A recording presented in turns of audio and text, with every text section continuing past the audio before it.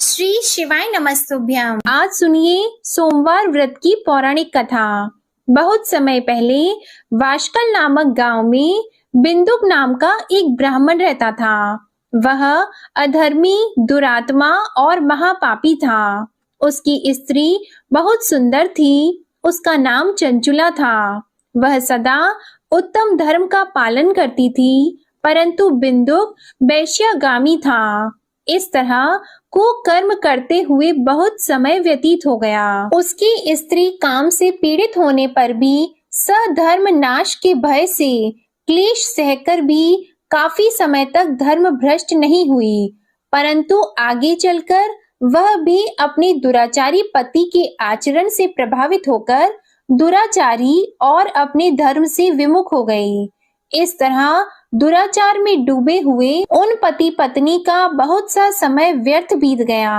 वैश्यागामी दूषित बुद्धि वाला वह दुष्ट ब्राह्मण बिंदुक समय अनुसार मृत्यु को प्राप्त होकर नरक में चला गया। बहुत समय तक नरक के दुखों को भोगकर वह मूढ़ बुद्धि पापी विंध्य पर्वत पर भयंकर पिशाच हुआ। इधर उस दुराचारी बिंदुक के मर जाने पर वह चंचुला नामक स्त्री बहुत समय तक पुत्रों के साथ अपने घर में रहती रही। पति की मृत्यु के बाद वह भी अपने धर्म से गिरकर पर पुरुषों का संग करने लगी थी। सती विपत्ति में भी अपने धर्म का पालन करना नहीं छोड़ती। यही तो तप है। कठिन तो होता है, लेकिन इसका फल मीठा होता है। एक दिन दैव योग से किसी पुण्य पर्व के आने पर वह अपने भाई बंधुओं के साथ गोकर्ण क्षेत्र में गई। उसने तीर्थ के जल में स्नान किया और बंदी जनों के साथ यहाँ वहां घूमने लगी। वह एक देव मंदिर में गई। वहां उसने एक ब्राह्मण के मुख से भगवान शिव की परम पवित्र एवं मंगलकारी कथा सुनी।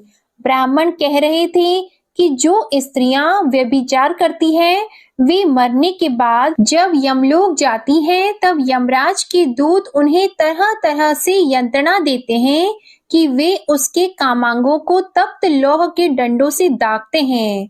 तप्त लौह के डंडों से उसका संसर्ग कराते हैं। ये सारे दंड इतनी वेदना देने वाले होते हैं कि जीव पुकार पुकार कर कहता है कि अब वह ऐसा नहीं करेगा, लेकिन यमदूत उसे छोड़ते नहीं हैं। कर्मों का फल तो सभी को भोगना पड़ता है। देव, ऋषि, मनुष्य सभी इससे बंधे हुए हैं। ब्राह्मण के मुख से ये वैराग्य बढ़ाने वाली कथा को सुनकर चंचुला भय से व्याकुल हो गई। कथा समाप्त होने पर सभी लोग वहां से चले गए। तब कथा बांचने वाले ब्राह्मण देवता से चंचुला ने कहा, हे ब्राह्मण, धर्म को न जानने के कारण मेरे द्वारा बहुत बड़ा दुराचार हुआ है। स्वामी, मेरे ऊपर कृपा कर मेरा उद्धार कीजिए। आपके प्रवचन को सुनकर मुझे इस संसार से वैराग्य हो गया है। मुझ मूढ़ चित्त वाली पापिनी को धिक्कार है। मैं निंदा के योग्य हूँ। मैं बुरे विषयों में फंसकर अपने धर्म से विमुख हो गई थी। कौन मुझ जैसी को मार्ग में मन लगाने वाली पापिनी का साथ देगा? जब यमदूत मेरे गले में फंदा डालकर मुझे बांध कर ले जाएंगे और नरक में मेरे शरीर के टुकड़े करेंगे, तब मैं कैसे उन महायातनाओं को सहन कर पाऊंगी? मैं सब प्रकार से नष्ट हो गई हूँ, क्योंकि अभी तक मैं हर तरह से पाप में डूबी रही हूँ। हे ब्राह्मण, आप मेरे गुरु हैं, आप ही मेरे माता पिता हैं। मैं आपके शरण में आई हूँ। मुझ अबला का अब आप उद्धार कीजिए। इस प्रकार विलाप करती हुई चंचुला ब्राह्मण देवता के चरणों में गिर पड़ी। तब ब्राह्मण ने उसे कृपा पूर्वक उठाया और इस प्रकार कहा, नारी, तुम सौभाग्यशाली हो, जो भगवान शंकर की कृपा से तुमने वैराग्यपूर्ण ये कथा सुनी है और कथा को सुनकर समय से अपनी गलती का एहसास कर लिया है। तुम डरो मत और भगवान शिव की शरण में जाओ। उनकी परम कृपा से तुम्हारे सभी पाप नष्ट हो जाएंगे। मैं तुम्हें भगवान शिव की कथा सहित वह मार्ग बताऊंगा जिसके द्वारा तुम्हें सुख देने वाली उत्तम गति प्राप्त होगी। शिव कथा सुनने से तुम्हारी बुद्धि शुद्ध हो गई है और तुम्हें पश्चाताप हुआ है तथा मन में वैराग्य उत्पन्न हुआ है। पश्चाताप ही पाप करने वाले पापियों के लिए सबसे बड़ा प्रायश्चित है। जो मनुष्य अपने कुकर्म के लिए प्रायश्चित नहीं करता, वह उत्तम गति प्राप्त नहीं करता, परंतु जिसे अपने कुकृत्य पर हार्दिक पश्चाताप होता है, वह अवश्य ही उत्तम गति का भागीदार होता है। इसमें कोई शक नहीं है। शुद्ध चित्त में ही भगवान शिव और माता पार्वती का वास होता है। वह शुद्ध आत्मा पुरुष सदा शिव के पद को प्राप्त होता है। इस कथा का श्रवण सभी मनुष्यों के लिए कल्याणकारी है, अतः इसकी आराधना और सेवा करनी चाहिए। हे ब्राह्मण पत्नी, तुम अन्य विषयों से अपने मन को हटाकर भगवान शंकर की इस परम पावन कथा को सुनो। इससे तुम्हारे चित्त की शुद्धि होगी और तुम्हें मोक्ष की प्राप्ति होगी। जो मनुष्य निर्मल हृदय से भगवान शिव के चरणों का चिंतन करता है, उसकी एक ही जन्म में मुक्ति हो जाती है। यह कहकर वे ब्राह्मण चुप हो गए। उनका हृदय करुणा से भर गया। वे ध्यान में मग्न हो गए। ब्राह्मण का यह उपदेश सुनकर चंचुला के नेत्रों में आनंद के आंसू छलक आए। वह हर्ष भरे हृदय से ब्राह्मण देवता के चरणों में गिर गई और हाथ जोड़कर बोली कि मैं कृतार्थ हो गई। हे ब्राह्मण, शिव भक्तों में श्रेष्ठ स्वामिन, आप धन्य हैं। आप परमार्थदर्शी हैं और सदा परोपकार में लगे रहते हैं। साधो, मैं नरक के समुद्र में गिर रही हूँ। कृपा करके मेरा उद्धार कीजिए। जिस पौराणिक और अमृत के समान कथा की बात आपने की है, उसे सुनकर ही मेरे मन में वैराग्य उत्पन्न हुआ। उस अमृतमयी कथा को सुनने के लिए मेरे मन में बड़ी श्रद्धा हो रही है। कृपया आप मुझे उसे सुनाइए। कथा सुनने की इच्छा मन में लिए हुए चंचुला उन ब्राह्मण देवता की सेवा में वहीं रहने लगी। उस गोकर्ण नामक महाक्षेत्र में उन ब्राह्मण देवता के मुख से चंचुला भगवान शिव की भक्ति, ज्ञान और वैराग्य बढ़ाने वाले और मुक्ति देने वाली परम उत्तम कथा सुनकर कृतार्थ हुई। उसका चित्त शुद्ध हो गया। वह अपने हृदय में शिव के सगुण रूप का चिंतन करने लगी। वह सदैव शिव सच्चिदानंदमय स्वरूप का स्मरण करती थी। इसके बाद अपना समय पूर्ण होने पर चंचुला ने बिना किसी कष्ट के अपना शरीर त्याग दिया। उसे लेने के लिए एक दिव्य विमान वहां पहुंचा। ये विमान शोभा साधनों से सजा था और शिव गणों से सुशोभित था। चंचुला विमान से शिवपुरी पहुंची। उसके सारे पाप धुल गए। वह दिव्य रूप धारिणी दिव्यांगना हो गई थी। वह गौरांगी देवी मस्तक पर अर्धचंद्र का मुकुट और अन्य दिव्य आभूषण पहने शिवपुरी में पहुंची। वहां उसने सनातन देवता त्रिनेत्रधारी महादेव शिव को देखा। सभी देवता उनकी सेवा में भक्ति भाव से उपस्थित थे। उनकी अंग कांति करोड़ों सूर्यों के समान प्रकाशित हो रही थी। 5 मुख और हर मुख में 3-3 नेत्र थे। मस्तक पर अर्धचंद्र आकार मुकुट शोभायमान हो रहा था। कंठ में नील चिन्ह, उनके साथ में देवी गौरी विराजमान थी, जो विद्युत पुंज के समान प्रकाशित हो रही थी। महादेव जी की कांति कपूर के समान गौर थी। उनके शरीर पर श्वेत वस्त्र थे तथा शरीर श्वेत भस्म से युक्त था। इस प्रकार भगवान शिव के परम उज्जवल रूप के दर्शन कर चंचुला बहुत प्रसन्न हुई। उसने भगवान को बारंबार प्रणाम किया और हाथ जोड़कर प्रेम, आनंद और संतोष से युक्त होकर विनीत भाव से खड़ी हो गई। उसके नेत्रों से आनंद के आंसुओं की धारा बहने लगी। भगवान शंकर और भगवती गौरी उमा ने करुणा के साथ सौम्य दृष्टि से देखकर चंचुला को अपने पास बुलाया। गौरी उमा ने उसे प्रेम पूर्वक अपनी सखी बना लिया। चंचुला सुख पूर्वक भगवान शिव के धाम में उमा देवी की सखी के रूप में निवास करने लगी।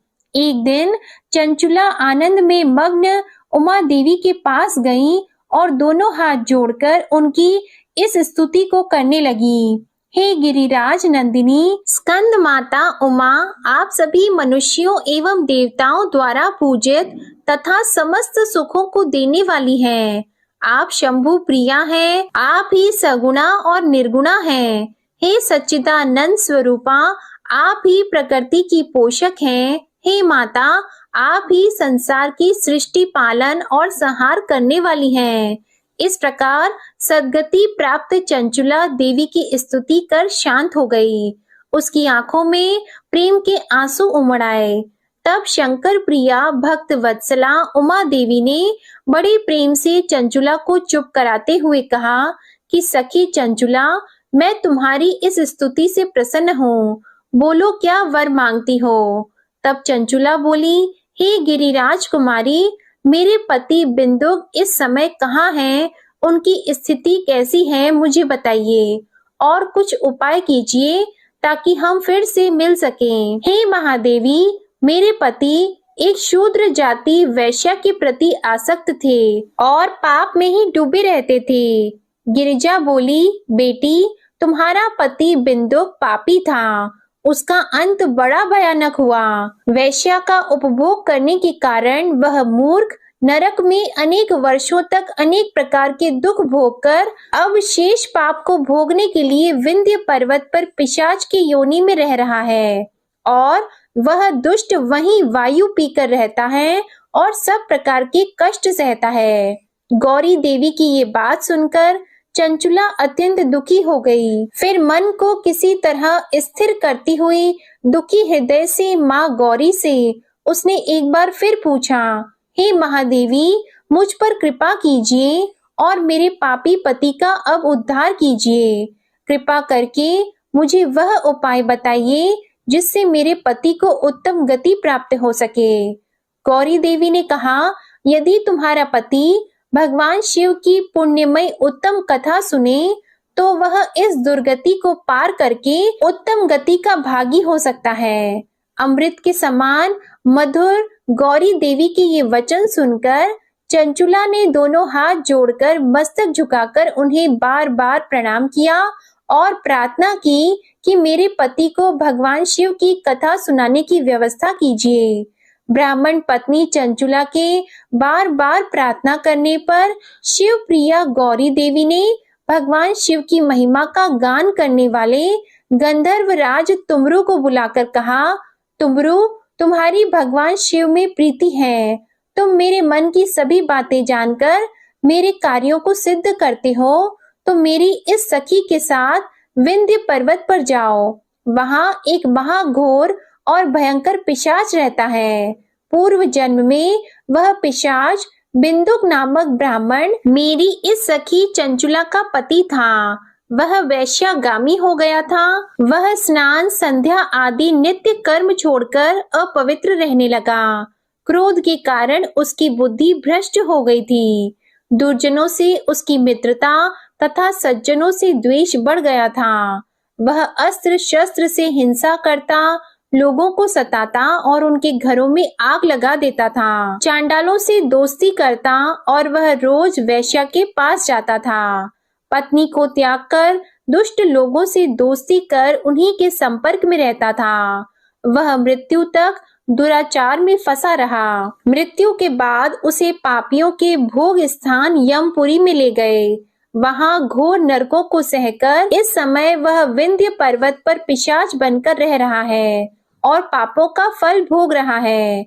तुम उसके सामने परम पुण्यमयी पापों का नाश करने वाली भगवान शिव की दिव्य कथा का प्रवचन करो।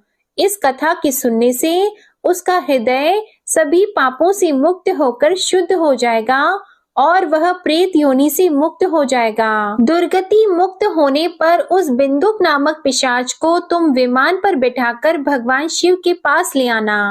माँ उमा का आदेश पाकर गंधर्व राज तुमरु प्रसन्नता पूर्वक अपने भाग्य की सराहना करते हुए चंचुला को साथ लेकर विमान से पिशाच के निवास स्थान विंध्य पर्वत पर गया। वहां पहुंचकर उसने विशाल आकृति वाले पिशाच को देखा। उसका शरीर विशाल था, उसकी ठोड़ी बड़ी थी। वह कभी हंसता, कभी रोता, कभी उछलता था। महाबली तुमरु ने बिंदुक नामक पिशाच को पाशों से बांध लिया। उसके पश्चात तुमरु ने कथा बांचने के लिए स्थान तलाश कर मंडप की रचना की। शीघ्र ही इस बात का पता लोगों को चल गया कि एक पिशाच के उद्धार हेतु देवी पार्वती की आज्ञा से तुमरू भगवान शिव की कथा सुनाने विंध्य पर्वत पर आया है। उस कथा को सुनने के लोभ से बहुत से देवर्षि वहां पहुंच गए। सभी को आदर पूर्वक स्थान दिया गया। पिशाच बिंदुक को पाशों में बांधकर आसन पर बिठाया गया और तब तुमरू ने परम उत्तम भगवान शिव की अमृत कथा का गान शुरू किया, जिससे सभी श्रोता कृतार्थ हो गए। परम पुण्यमयी कथा को सुनकर पिशाच सभी पापों से मुक्त हो गया और उसने पिशाच शरीर का त्याग कर दिया। शीघ्र ही उसका रूप दिव्य हो गया। उसका शरीर गौर वर्ण का हो गया। शरीर पर श्वेत वस्त्र एवं पुरुषों के आभूषण आ गए। इस प्रकार दिव्य देहधारी होकर बिंदुक अपनी पत्नी चंचुला के साथ स्वयं भी भगवान शिव का गुणगान करने लगा। उसे दिव्य रूप में देखकर सभी को बहुत आश्चर्य हुआ। उसका मन परम आनंद से परिपूर्ण हो गया। सभी भगवान महेश्वर के अद्भुत चरित्र को सुनकर कृतार्थ होकर उनका यशोगान करते हुए अपने अपने धाम को चले गए।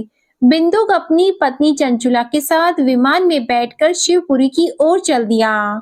महेश्वर के गुणों का गान करता हुआ बिंदुक अपनी पत्नी चंचुला और तुमरू के साथ शीघ्र ही शिव धाम पहुंच गया।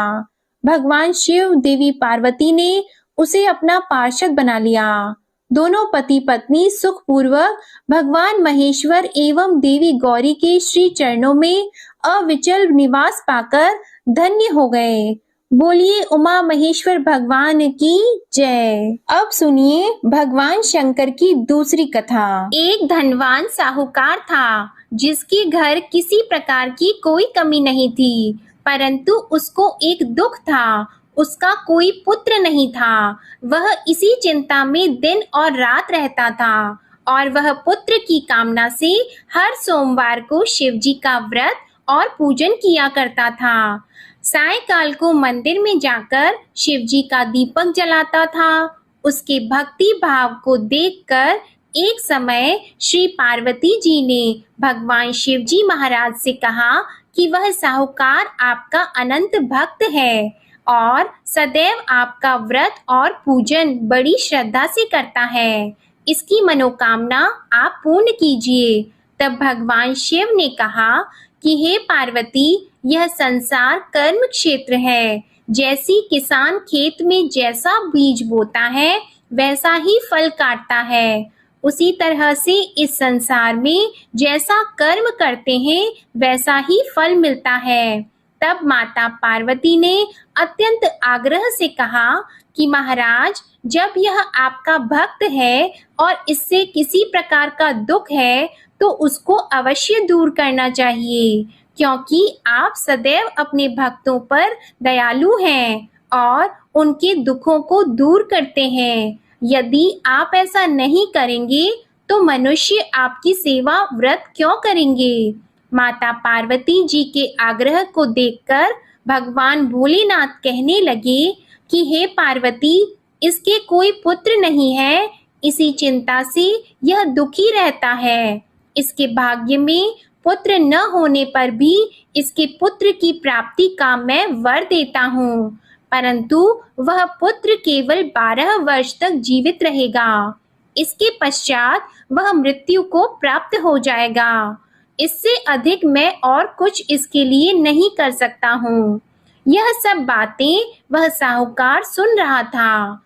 इससे उसको न कुछ प्रसन्नता हुई और न ही उसे कुछ कष्ट हुआ। वह पहले जैसे ही भगवान शिव का व्रत और पूजन करता रहा। कुछ समय व्यतीत हो जाने पर साहूकार की स्त्री गर्भवती हुई और उसे 10वें महीने में गर्भ से अति सुंदर पुत्र की प्राप्ति हुई। साहूकार के घर में बहुत खुशियां मनाई गई, परंतु साहूकार ने उसको केवल 12 वर्ष की आयु जानकर कोई अधिक प्रसन्नता प्रकट नहीं की और न ही किसी को यह भेद बताया। जब वह 11 वर्ष का हो गया तो उस बालक की माता ने उसके पिता से विवाह आदि के लिए कहा, परंतु साहूकार कहने लगा मैं अभी इसका विवाह नहीं करूंगा और पढ़ने के लिए इसे भेजूंगा।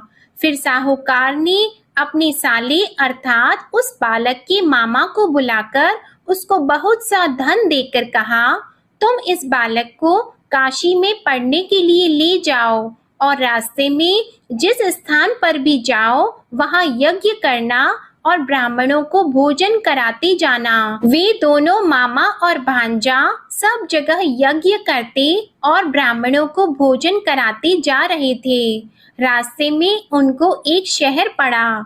उस शहर के राजा की कन्या का विवाह था और दूसरे राजा का लड़का जो विवाह कराने के लिए बारात लेकर आया था वह एक आंख से काना था। उसके पिता को इस बात की बड़ी चिंता थी कि कहीं वर को देखकर कन्या के माता पिता विवाह में किसी प्रकार की अड़चन पैदा न कर दें। इस कारण जब उसने अति सुंदर सेठ के लड़के को देखा तो उसने मन में विचार किया कि क्यों न दरवाजे के समय इस लड़के से वर का काम चलाया जाए। ऐसा विचार करके वर के पिता ने उस लड़के और मामा से बात की तो वे दोनों राजी हो गए। फिर उस लड़के को वर के कपड़े पहनाकर और घोड़ी पर चढ़ाकर दरवाजे पर ले गए और बड़ी सुंदरता से सब कार्य संपन्न हो गए। वर के पिता ने सोचा यदि विवाह कार्य भी इसी लड़के से करा दिया जाए तो इसमें क्या बुराई है। ऐसा विचार करके लड़का और उसके मामा से कहा, यदि आप फेरों और कन्यादान का काम भी करा दें तो आपकी बड़ी कृपा होगी और हम इसके बदले बहुत सा धन देंगे। उन्होंने भी स्वीकार कर लिया और विवाह कार्य भी बहुत कुछ अच्छी तरह से हो गया। परंतु जिस समय लड़का जाने लगा तो उसने राजकुमारी की चुन्नी के पल्ले पर लिख दिया कि तेरा विवाह मेरे साथ हुआ है, परंतु जिस राजकुमार के साथ तुमको भेजेंगे वह एक आंख से काना है। मैं तो काशी जी पढ़ने जा रहा हूँ। उस राजकुमारी ने जब अपनी चुन्नी पर ऐसा लिखा हुआ देखा तो उसने राजकुमार के साथ जाने से मना कर दिया और कहा कि ये मेरा पति नहीं है, मेरा विवाह इसके साथ नहीं हुआ, वह तो काशी जी पढ़ने गया है। राजकुमारी के माता पिता ने अपनी कन्या को विदा नहीं किया और बारात वापस चली गई। उधर वह सेठ का लड़का और उसका मामा काशी जी पहुंच गए। वहां जाकर उन्होंने यज्ञ करना और लड़के ने पढ़ना शुरू कर दिया। जब लड़के की आयु 12 साल की हो गई तब एक दिन उन्होंने यज्ञ रचा रखा था कि लड़के ने अपने मामा से कहा कि आज तो मेरी तबीयत ठीक नहीं है। मामा ने कहा अंदर जाकर सो जाओ। जब लड़का अंदर जाकर सो गया और थोड़ी देर में उसके प्राण निकल गए। जब उसके मामा ने आकर देखा कि वह तो मुर्दा पड़ा है तो उनको बहुत दुख हुआ और उन्होंने सोचा कि मैं अभी रोना पीटना मचा दूंगा तो यज्ञ का कार्य अधूरा रह जाएगा। अतः उन्होंने जल्दी से यज्ञ का कार्य समाप्त करके ब्राह्मणों के जाने के बाद रोना पीटना आरंभ कर दिया। संयोगवश उसी समय शिवजी और पार्वती जी उधर से जा रहे थे। पार्वती जी कहने लगी, हे महादेव, कोई दुखियारा रो रहा है, इसके कष्टों को आप दूर करो। तब भगवान शिव बोले, इसकी आयु इतनी ही थी सो ये भोग चुका है। माता पार्वती ने कहा कि महाराज कृपा करके इस बालक को और आयु दे दो, नहीं तो इसके माता पिता तड़प तड़प कर मर जाएंगे।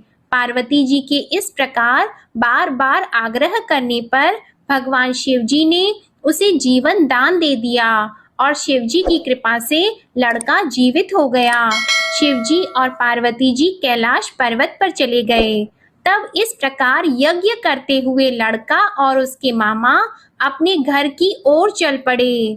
रास्ते में उसी शहर में गए जहां उसका विवाह हुआ था और जहां पर आकर यज्ञ किया तो लड़के के ससुर ने उसे पहचान लिया और अपने घर महल में जाकर बड़ी खातिर के साथ बहुत दास दासियों के सहित आदर पूर्वक लड़की और जमाई को विदा किया।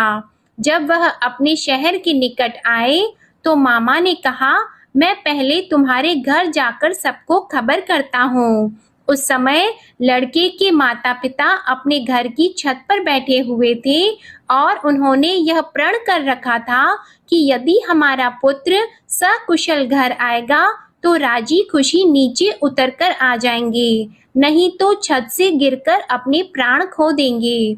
इतने में उस लड़के के मामा ने जाकर यह समाचार दिया कि आपका पुत्र आ गया है, परंतु उनको विश्वास नहीं हुआ। तब उसके मामा ने शपथ पूर्वक कहा कि आपका पुत्र अपनी स्त्री के साथ बहुत सारा धन लेकर आया है। तो सेठ ने आनंद के साथ उसका स्वागत किया और बड़ी प्रसन्नता से रहने लगे। इस प्रकार जो भी व्यक्ति सोमवार का व्रत करता है अथवा इस कथा को पढ़ता है या सुनता है, भगवान भोलेनाथ उसके सभी दुखों को दूर करके उसकी समस्त मनोकामनाओं को पूर्ण करते हैं। बड़ी ही श्रद्धा और भक्ति के साथ अब आप सुनिए सोमवार की दूसरी कथा। एक बार की बात है, माता पार्वती शिवजी को पति के रूप में प्राप्त करने के लिए घोर तप कर रही थी। उनके तप को देखकर देवताओं ने शिवजी से देवी की मनोकामना को पूर्ण करने की प्रार्थना की। शिवजी ने पार्वती जी की परीक्षा लेने के लिए सप्त ऋषियों को भेजा।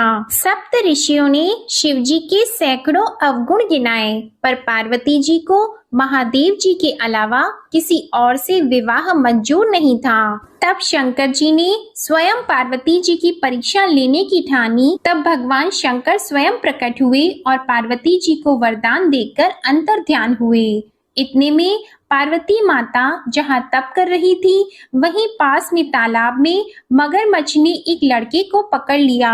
लड़का जान बचाने के लिए चिल्लाने लगा। तब पार्वती जी से उस बच्चे की चीख सुनी नहीं गई। द्रवित हृदय होकर वे तालाब पर पहुंची। वहां देखा कि मगरमच्छ लड़के को तालाब के अंदर खींचकर ले जा रहा है। लड़के ने देवी को देखकर कहा कि मेरी माता पिता और भाई बंधु कोई नहीं है, आप मेरी रक्षा करें।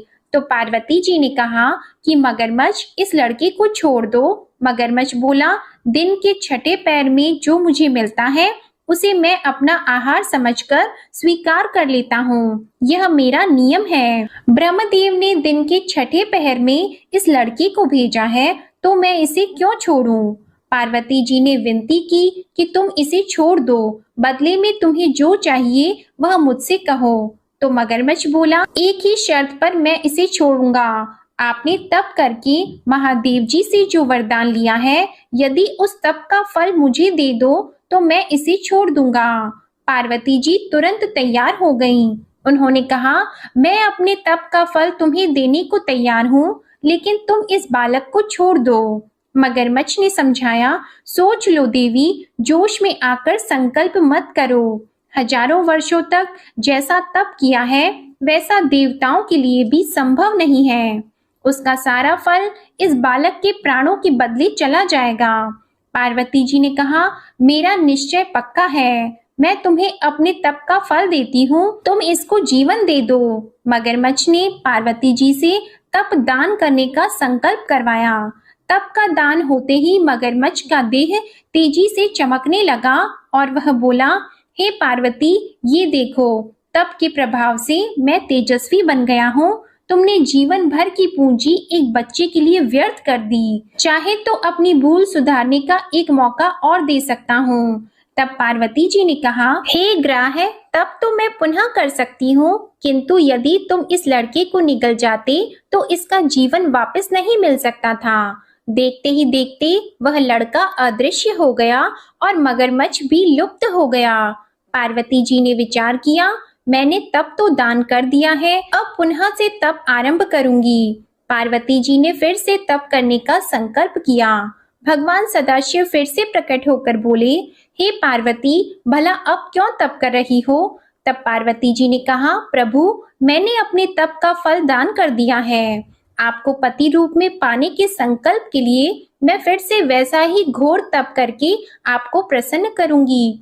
तो महादेव जी बोले, मगरमच्छ और लड़के दोनों रूपों में मैं ही था। तुम्हारा चित्त प्राणी मात्र में अपने सुख दुख का अनुभव करता है या नहीं, इसकी परीक्षा लेने के लिए मैंने ही यह लीला रची थी। अनेक रूपों में दिखने वाला मैं एक ही हूँ। मैं अनेक शरीरों से अलग निर्विकार हूँ। तुमने अपना तप मुझे ही दिया है, इसलिए अब और तप करने की कोई आवश्यकता नहीं है। देवी ने महादेव जी को प्रणाम कर प्रसन्न मन से विदा किया।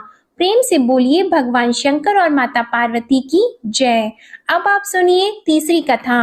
एक बार नारद जी ने भोलेनाथ जी की स्तुति करके पूछा कि प्रभु, आपको प्रसन्न करने के लिए सबसे उत्तम और सुलभ साधन क्या है? हे त्रिलोकीनाथ, आप तो निर्विकार और निष्काम हैं। आप सहज ही प्रसन्न हो जाते हैं। फिर भी मेरे जानने की इच्छा है कि आपको क्या प्रिय है। तब शिव जी बोले, नारद जी, वैसे तो मुझे भक्त के भाव सबसे प्रिय हैं, फिर भी आपने पूछा है तो मैं बताता हूँ। मुझे जल के साथ साथ बिल्व पत्र बहुत प्रिय हैं। जो अखंड बिल्व पत्र मुझे श्रद्धा से अर्पित करते हैं, मैं उन्हें अपने लोक में स्थान देता हूँ। नारद जी भगवान शंकर और माता पार्वती की वंदना करके अपने लोक को चले गए। उनके जाने के पश्चात पार्वती जी ने शिव जी से पूछा कि हे प्रभु, मेरी ये जानने की बड़ी तीव्र इच्छा हो रही है कि आपको बेल पत्र इतने प्रिय क्यों हैं? कृपा करके मेरी जिज्ञासा को शांत कीजिए। तब शिव जी बोले, हे शिवे, बिल्व के पत्ते मेरी जटा के समान हैं। उसका त्रिपत्र यानी 3 पत्ते ऋग्वेद, यजुर्वेद और सामवेद हैं। शाखाएं समस्त शास्त्र का स्वरूप है। बिल्व वृक्ष को आप पृथ्वी का कल्प वृक्ष समझें, जो ब्रह्मा, विष्णु और शिव स्वरूप है। हे पार्वती, स्वयं महालक्ष्मी जी ने शैल पर्वत पर बिल्व वृक्ष रूप में जन्म लिया था। इस कारण भी बेल का वृक्ष मेरे लिए अति प्रिय है। महालक्ष्मी जी ने बिल्व का रूप धरा। ये सुनकर पार्वती जी कौतूहल में पड़ गईं और पार्वती जी कौतूहल से उपजी जिज्ञासा को रोक न पाईं। उन्होंने पूछा, देवी लक्ष्मी ने आखिर बिल्व वृक्ष का रूप क्यों लिया? आप ये कथा विस्तार से कहें। तब भोलेनाथ ने देवी पार्वती जी को कथा सुनाना आरंभ किया। हे देवी, सतयुग में ज्योति रूप में मेरे अंश का रामेश्वर लिंग था। ब्रह्मा आदि देवों ने उसका विधिवत पूजन अर्चन किया था। इसका परिणाम ये हुआ कि मेरे अनुग्रह से वाणी देवी सबकी प्रिय हो गई। वे भगवान विष्णु को सतत प्रिय हो गई।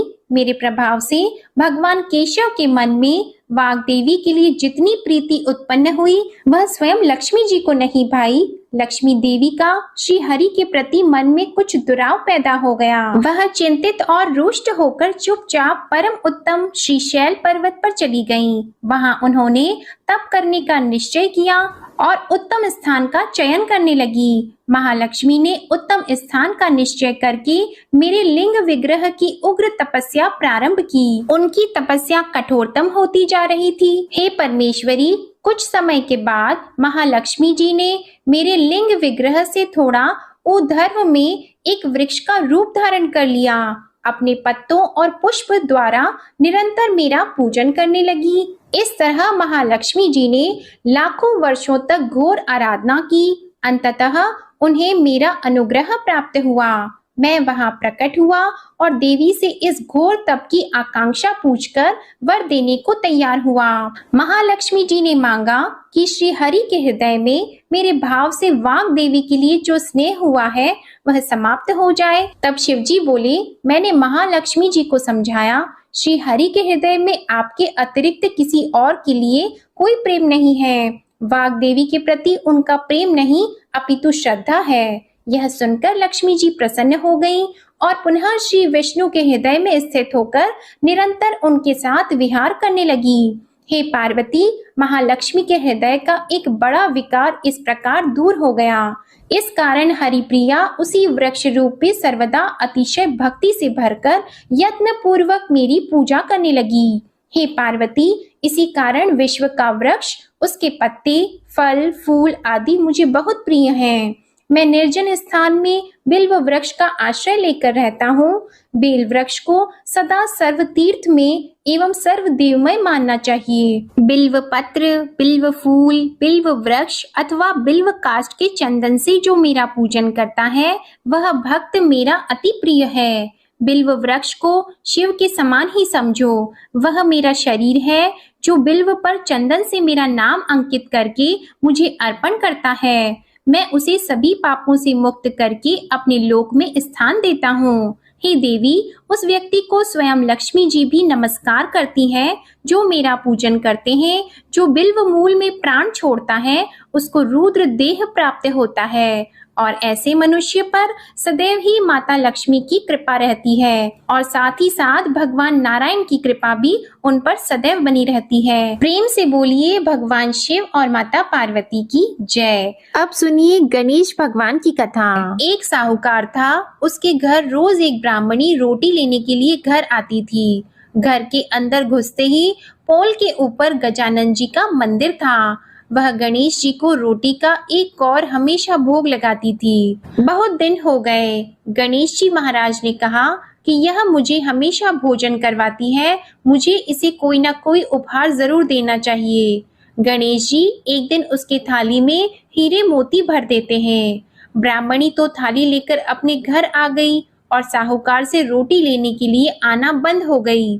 साहूकारिनी ने उसे बुलावा भेजा कि बाई, रोटी लेने के लिए क्यों नहीं आती हो।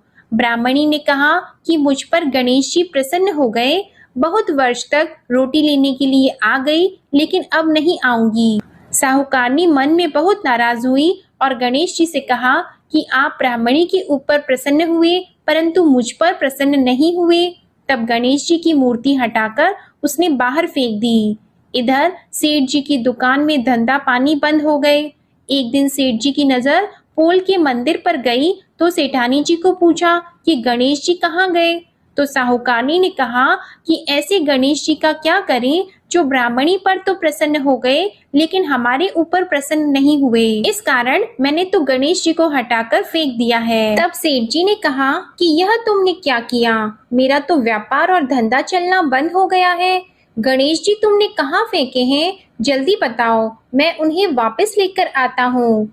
साहूकार जी वापस से गणेश जी को लेने के लिए गए तो गणेश जी इतने भारी हो गए कि वे उठे ही नहीं। साहूकार जी ने कहा कि मेरे से गलती हो गई है, आप मेरे घर पधारिए। गणेश जी तो और भी भारी होते गए और कहा कि मैं तो नहीं चलूंगा, पहले साहूकारनी को बुलाकर यहाँ लाओ और वह मुझसे माफी मांगेगी तो ही मैं चलूंगा। और गणेश जी ने कहा कि मुझे हमेशा सवा सेर का चूरमा करके भोजन कराओगे तो ही मैं चलूंगा। साहूकार साहूकारनी को लेकर आए और उससे माफी भी मंगवाई और सवा सेर का चूरमा चढ़ाने की हाँ भी भरी। तब साहूकार और साहूकारनी ने गणेश जी को वापस घर लाकर उन्हें पोल में बिठाया। ऐसा करने पर साहूकार का व्यापार फिर से चलने लगा। हे गणेश जी महाराज, जैसे साहूकार और साहूकारनी पर आप प्रसन्न हुए वैसे सभी पर प्रसन्न होना। बोलिए गणेश जी महाराज की जय। अब आप सुनिए भगवान भोलेनाथ की आरती। ओम जय शिव ओमकारा, प्रभु हर शिव ओमकारा, ब्रह्मा विष्णु सदा शिव, ब्रह्मा विष्णु सदा शिव, अर्धांगी धारा।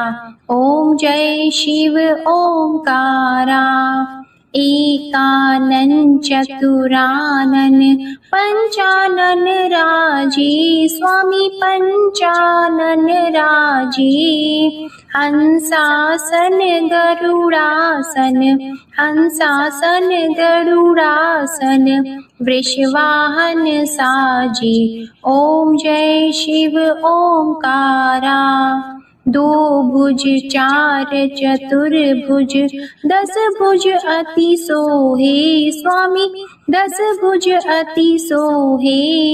त्रिगुण रूप निरखते, त्रिगुण रूप निरखते, त्रिभुवन जन मोहे।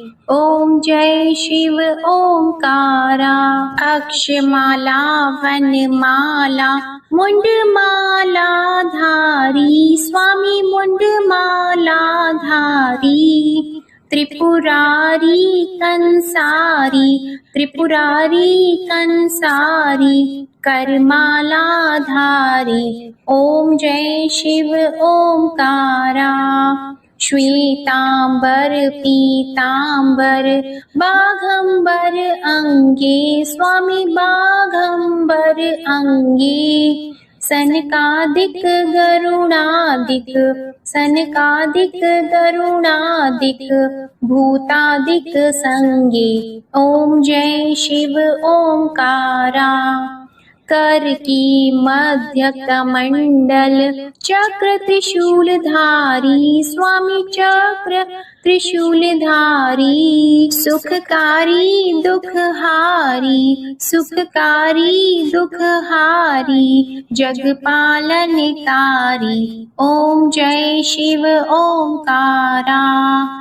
ब्रह्मा विष्णु सदाशिव जानत अविवेका, स्वामी जानत अविवेका।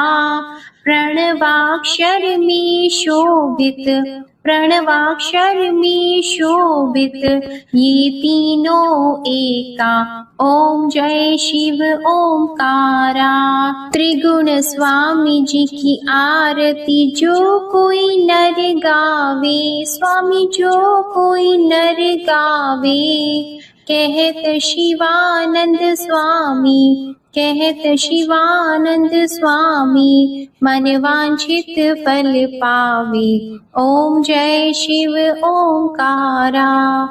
ओम जय शिव ओंकारा। जय भोलेनाथ। आपको ये कथा पसंद आए तो इसे लाइक करके चैनल को जरूर सब्सक्राइब करिएगा और कमेंट में भगवान भोलेनाथ जी की जय जरूर लिखिएगा। इसी के साथ आप हमारे चैनल पर पौष मास महात्म्य की कथाओं को भी जरूर सुनिएगा। जय भोलेनाथ।